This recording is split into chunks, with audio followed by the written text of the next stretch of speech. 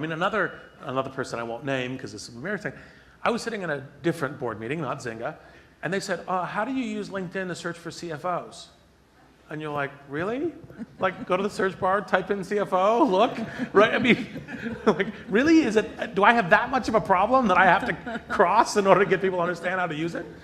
And actually, that spawned a 2-year process by which one of the things that I would do in every board meeting that I was in is when they were talking about hiring candidates, I would have my computer open and I would be forwarding profiles to the CEO. Right. Because I'd be like, oh, we're looking for one of these. Okay, how about this person? How about this person? How about this person? How about this person? As a function. Well, now, you did of course, something similar with reporters too. Yes, I know. Every meeting, every single meeting, and we must have met, I don't know how many times, you would always be wearing a LinkedIn shirt, first of all. I think this is the first time I've not seen you wearing one. Yes. And you would always say, and we usually be meeting about one of your portfolio companies and not LinkedIn. And you'd always be like, I am willing to bet you a dinner in a fancy restaurant that if you can't find these answers on LinkedIn. Yes, exactly.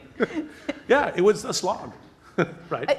But do you think, why don't people know what to do on LinkedIn? Because this is still something that I hear all the time from people. And the way I describe it, which I know you hate because you've told me before, is that it's kind of the AAA card in the back of your wallet. All my stuff is filled out on there, and I'm sure that's benefiting me somehow. But I've never actually sort of been looking for a job on LinkedIn, so I've never actually needed it. Like, I just kind of have all that stuff filled out because I feel like it's a good professional safety net for me. Do you use LinkedIn now at all? Well, I do to search for people. Okay, yes. So at least that's changed. Yeah. Sorry, I hadn't asked that question in a couple of years. And I'll tell you, one of our reporters, Michael Carney, uses LinkedIn like nobody I've ever seen before. Every single time we have a story meeting about anything, he's always like, well, on LinkedIn I found out. Like, he could be paid by you. One of the he's not. funniest pairwise conversations I had was with Bill Gurley, who one time we had lunch, he was like, oh, look, I have a great network. My network will never be on LinkedIn.